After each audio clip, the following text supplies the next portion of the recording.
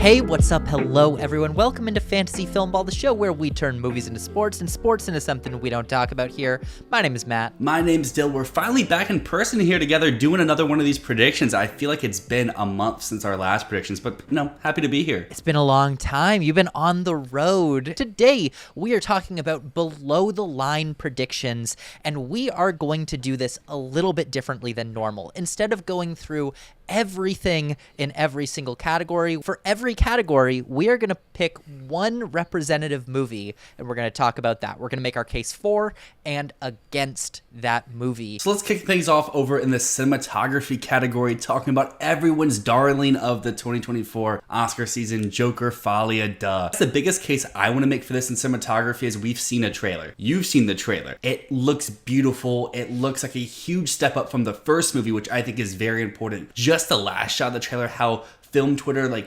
oozed and gushed all over it. Just imagine the whole movie once it comes out in prime award season. The thing that I look for in the cinematography category is something that feels fresh, something that is showing us things that we've seen before in a way that we've never seen it before. And that's what Joker Folie Deux feels like to me, because it's referencing back to the Hollywood Golden Age, but it's also doing it with the look of a Fincher thriller. The color grading with those cool blue tones throughout feels very reminiscent of stuff like Zodiac, of The Social Network, and yet it has this pop of color going through it. This feels definitive and fresh and new despite doing what we've seen so much of in the past. Also, watch that trailer in IMAX on one of those full frame screens, and goddamn, that is a cinematography winner. Now, I want to bring up one thing here, which is the people saying that Dune Part 2 has this one locked up. I don't see that. Just a few years ago,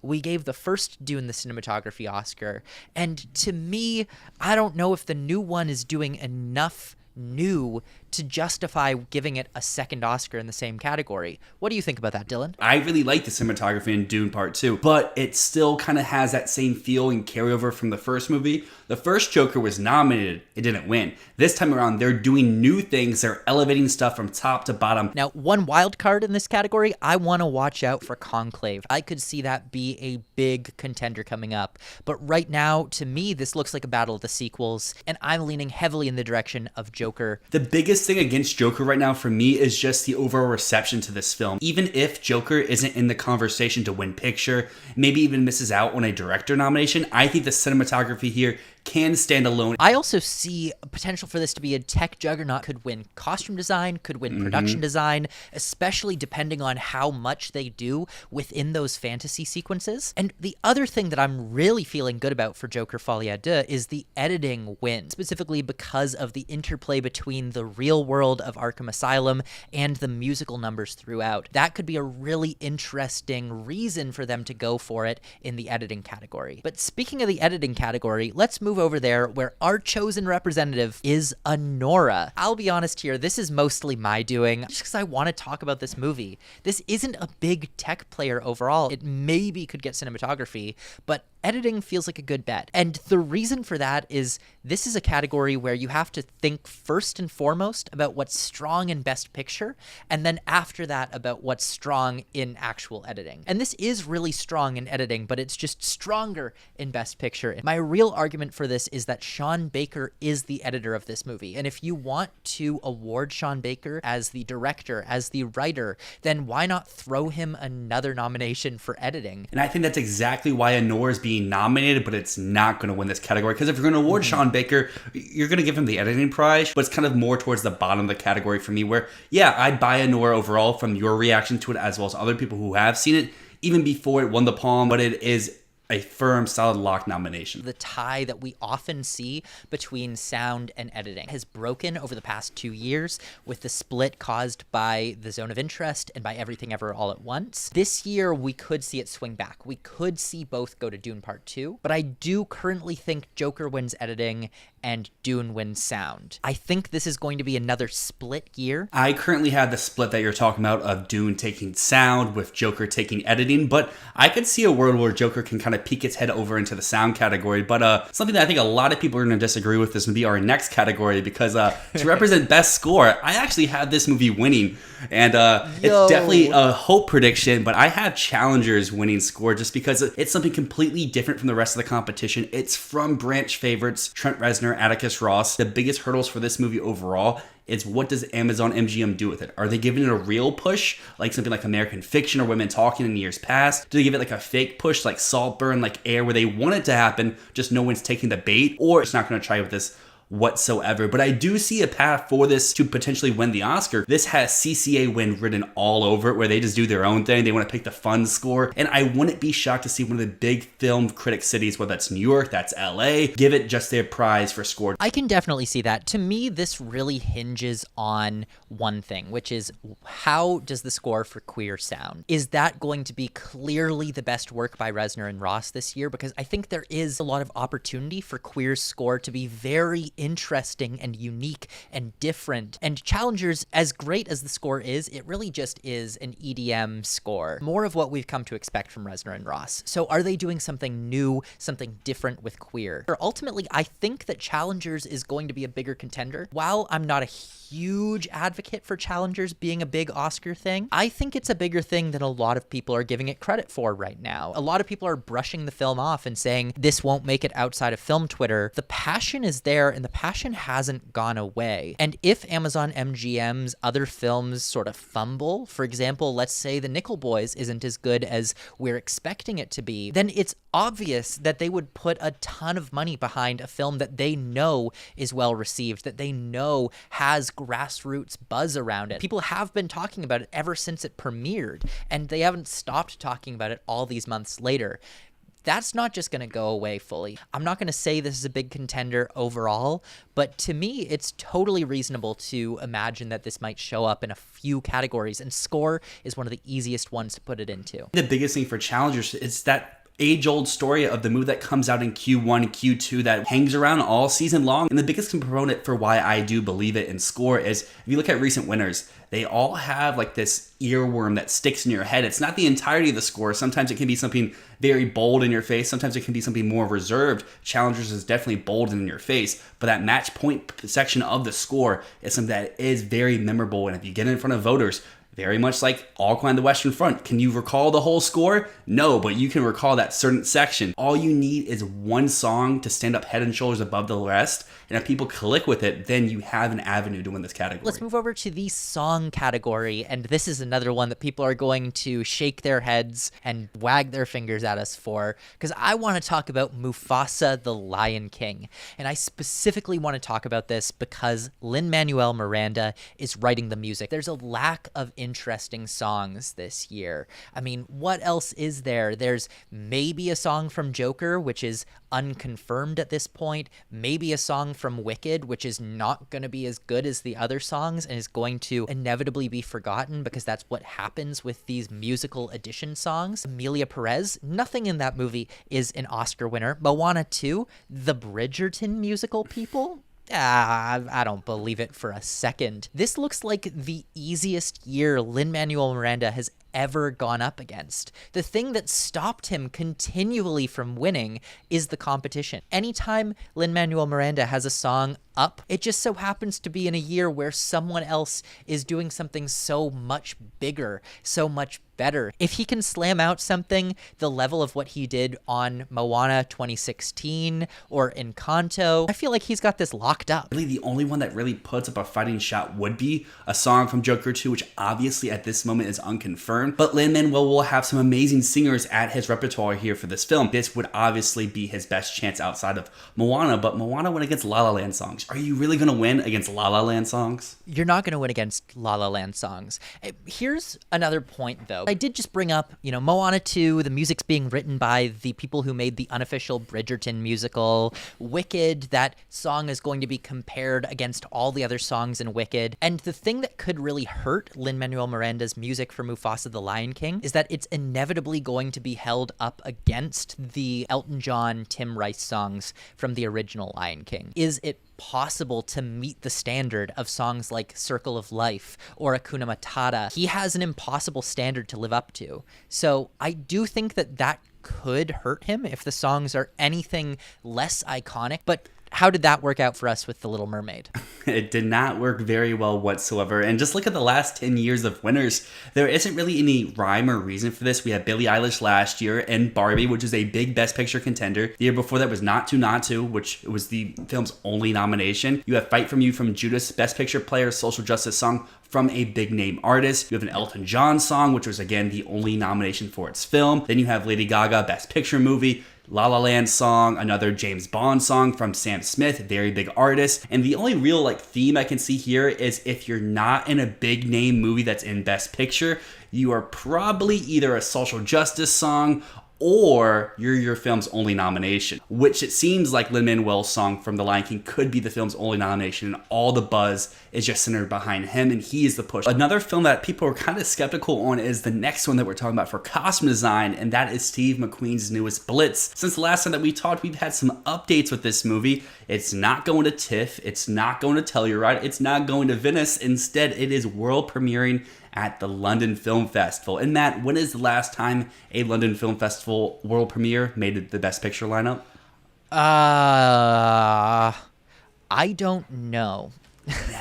Never is the answer. How long have I been on the train of Blitz is not going to fall festivals? I feel like I've been saying this for a while now. It has been a while. I've been very reserved with it. I haven't had it in the Best Picture winning. If you go to Gold Derby right now, people have this winning director, which I think is the craziest thing that you could have at this moment. But that's not what we're talking about here. We're talking about costume design. And I think even if this movie misses Best Picture, it is still a strong contender in this category just because of the time period that it's going for. The costume work is going to be very grand. It's going to be on wide display because it's not just going to be with a small section of people. There's going to be a lot of people and a lot of period costumes. Also, the few photos we've seen from the set have very nice costume design. The red coat and hat that Saoirse Ronan is wearing looks really well done. I feel good about this in costumes and production design because no matter how mediocre the film might be, they will still nominate those movies in costumes and production design. You're going to hate me for saying this, Dylan, but you know it was nominated in costumes and production design last year and was a 5 out of 10 movie? Let's hear it. Napoleon. Yeah. This is not to make a comment on Gladiator II, which we'll talk about a little bit later. I'm just saying that a film can get mediocre reviews, but just be the right type of movie and still get in costumes, still get in production design. And that's exactly what I think is going to happen for Blitz. One other category where if it is a Best Picture contender, it can pop its head up at would be the sound category. We've shown it's not always the loudest sound, it's the most impactful sound. With the war in the background, there could be some very pivotal sound moments. If you're still a believer in Blitz for Best Picture, it's one of those things that you can easily slide into your 5th slot. Production design. This is a funny category because I'm going to talk about something that I am avidly against in every other category, but I am absurdly strong on in production design, and that is Robert Zemeckis' Here. I think that this looks like one of the worst movies of the year. Everyone looks like an uncanny valley demon. The story looks saccharine and way over melodramatic. I can't imagine how it's going to be interesting to watch this film from that angle the entire time. It's going to feel contrived. It's going to feel forced.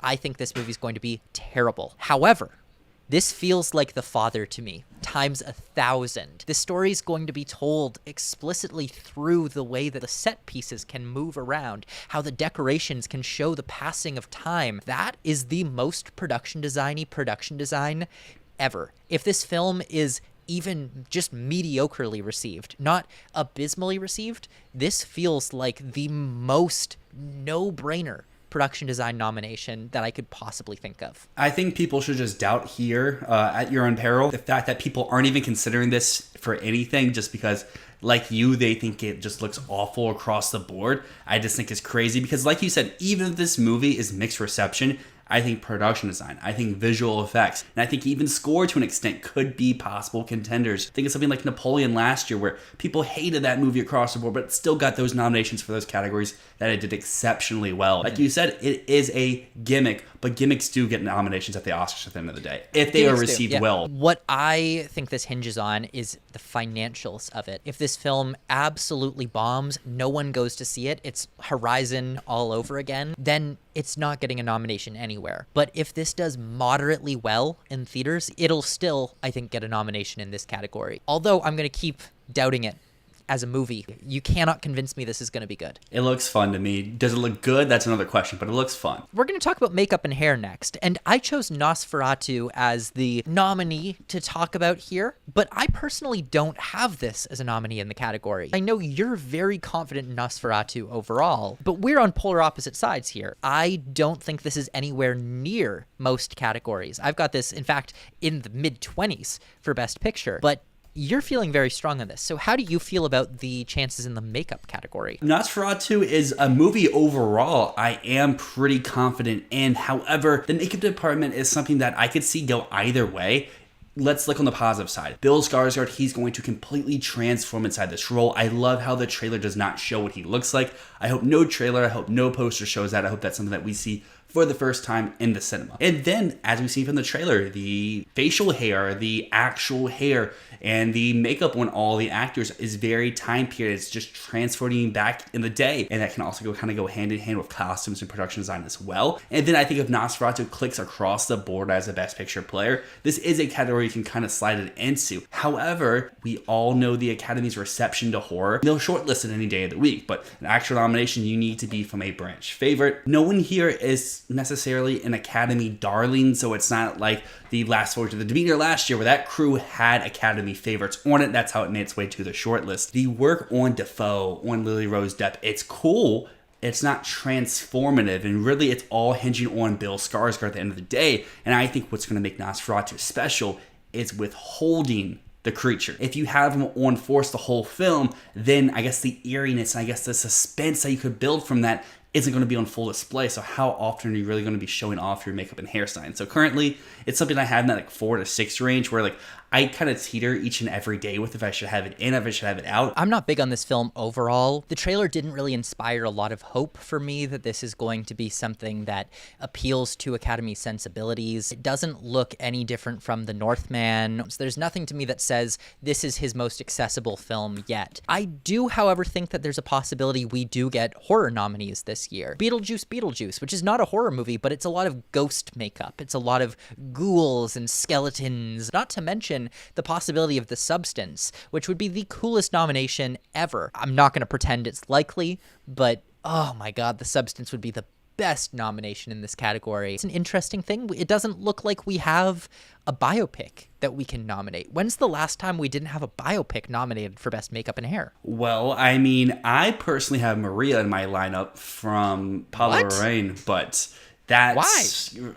I mean, it's in her last day. She's probably going to have some very, like, deathly makeup on right there. If I have her an actress, I feel like that's an easy tandem kind of nomination. So whenever I don't feel confident, I think makeup and hairstyle this week is desolate as a category. So let's move over to the Best Sound category, and here we're going to talk about Gladiator II. Neither of us feel very strong about Gladiator II as a sound winner or a sound nominee or anything like that. We just want to talk about the movie. This is a place where a lot of blockbusters fit in, and this feels like one of the bigger blockbusters of the year, so we have to take it very seriously in sound. I think this trailer looks awesome. Looks like it's going to be a super, super fun time. I don't really know what they're going for, but it's the age-old Ridley Scott question. You just got to let him cook and see what he comes out with. And I think sound is definitely very possible. You go back to last year. This branch showcased, hey, we don't really care about films' receptions. The creator, come on in here. Mission Impossible, Dead Reckoning, both those films were not beloved by everyone, and they still found their way into the sound category. Even if